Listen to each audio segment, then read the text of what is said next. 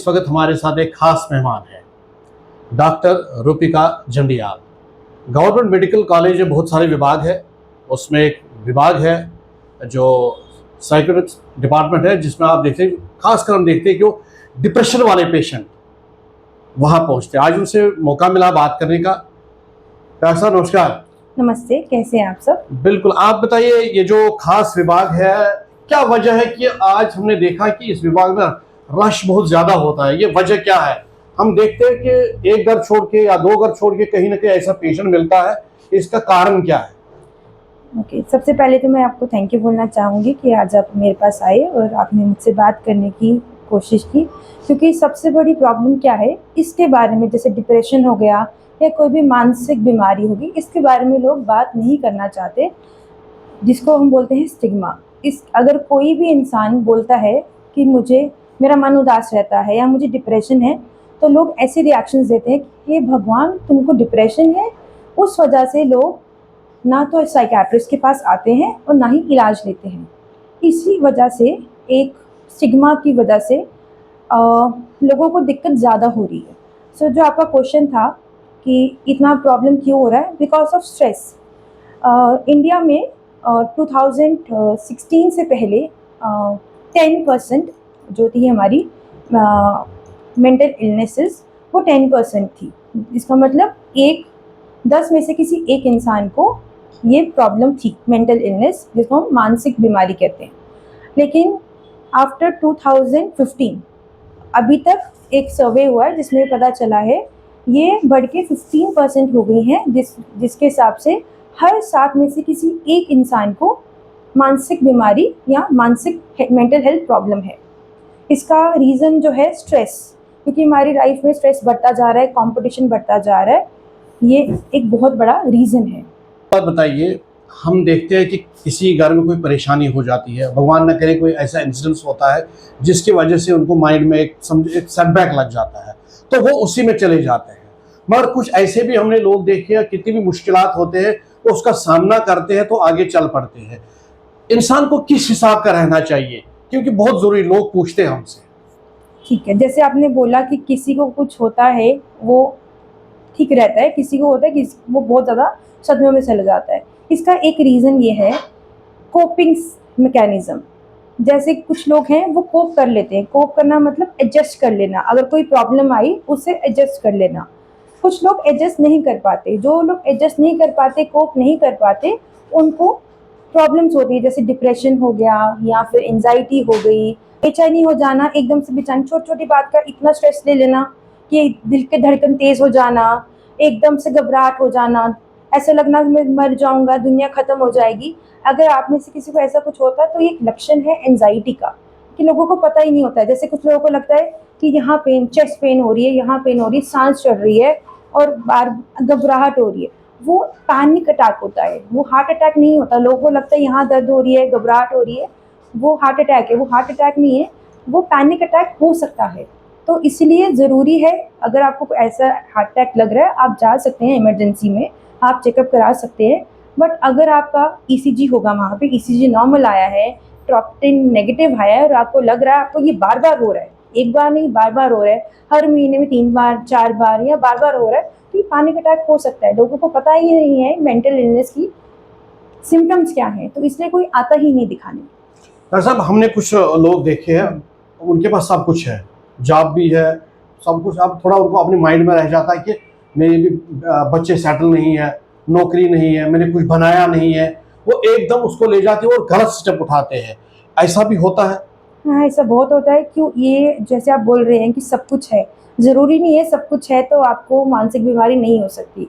मानसिक बीमारी के 2 मेन चीज़ हैं। एक हो गया हमारा हेरिडिटरी, जैसे कि हमारे घर में किसी को है, जैसे जितने हमारे पेशेंट आते हैं उनके घर में या किसी के मम्मा पापा को होता है या दादा दादी को होता है या भाई बहन को, मतलब जो हेरिडिटी के हिसाब से बोलते हैं। हेरिडिटरी, ये हो गया हेरिडिटरी। दूसरा हो गया हमारा एनवायरनमेंट। एनवायरनमेंट हो गया हमारे आगे पीछे का माहौल, उसमें स्ट्रेस कैसा है, बहुत ज़्यादा स्ट्रेस तो नहीं है। जब ये दोनों चीज़ें कंबाइन होगी तभी एक मानसिक बीमारी जो है वो पनपती है।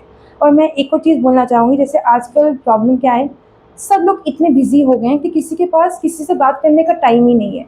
तो जब एक गुब्बारा हम फुलाते हैं, हम अपनी बात दिन में रखते हैं ना, दिन में रखने से क्या होता है, तो जैसे हम एक गुब्बारा फुलाते हैं, जब वो एक टाइम पूरा फूलता है उसके बाद वो फटता है, तो वैसे ही जब आप अपनी बातें अपने दिल में रखेंगे, उसी से क्या होगा, जब आप दिल में रख रहे हैं वो एकदम से फूटेगा, और वही जो फूटता है या तो वो एज डिप्रेशन आता है या वो एज एंजाइटी आता है।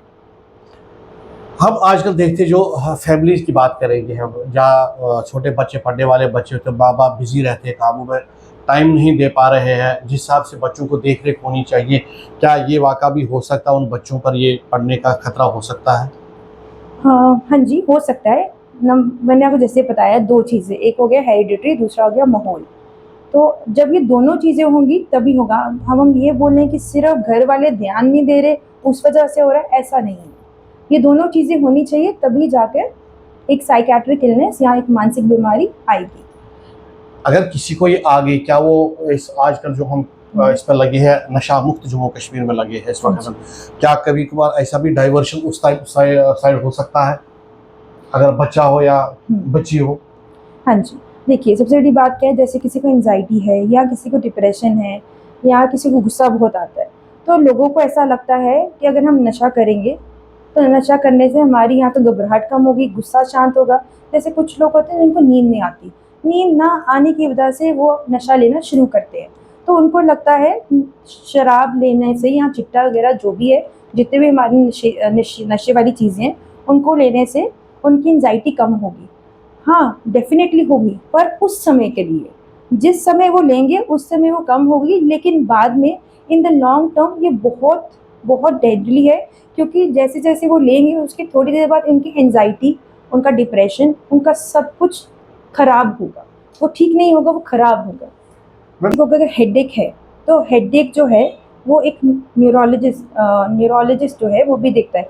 लेकिन अगर आपको बार-बार घबराहट हो रही है, आपका मन उदास रह रहा है, हमेशा किसी से बात करने का मन नहीं कर रहा, या आपको लग रहा है कि मेरे, या शक हो रहा है किसी पर कि कोई मेरे खिलाफ साजिश कर रहा है, या आप नशे का शिकार हैं, उस चीज़ के लिए आपको एक साइकियाट्रिस्ट को दिखाना है, क्योंकि इसका इलाज साइकियाट्रिस्ट ही करता है।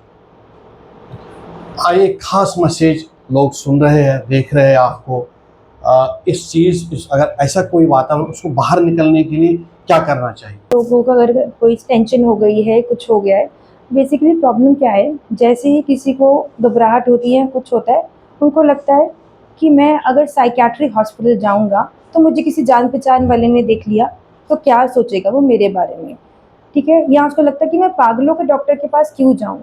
मैं इसके लिए एक ही चीज़ बोलना चाहूँगी कि साइकियाट्रिस्ट इज इक्वल टू मनोचिकित्सक, जो कि जिसका मतलब है मन का डॉक्टर। जो साइकियाट्रिक हॉस्पिटल है वो पागलों का नहीं है, वो है जो आपको दिमाग की दिक्कतें हैं, जैसे आपको मन उदास है या कुछ, अगर आपको दिक्कत लग रही है तो आप एक काम कर सकते हैं, आप जीएमसी जा सकते हैं, किसी भी हॉस्पिटल में जीएमसी जाइए, अगर उनको लगेगा ये उनका नहीं है वो हमारे पास रेफ़र कर सकते हैं।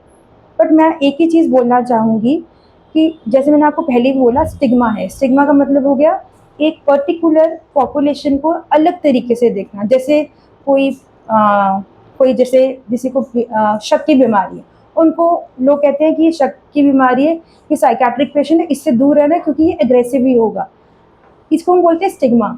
इस स्टिग्मा को कम करने के लिए मैंने एक छोटी सी पहल की है, जो मैंने एक चैनल चला रही हूँ मैं इंस्टाग्राम पे और यूट्यूब पे, सो दैट मैंने ये चैनल इसलिए स्टार्ट किया है कि लोगों को ये समझ आ सके कि जो पागल, मतलब जैसे जो मन के डॉक्टर हैं, जो मन की बीमारियां हैं, ये एक्चुअली एक मेडिकल प्रॉब्लम है।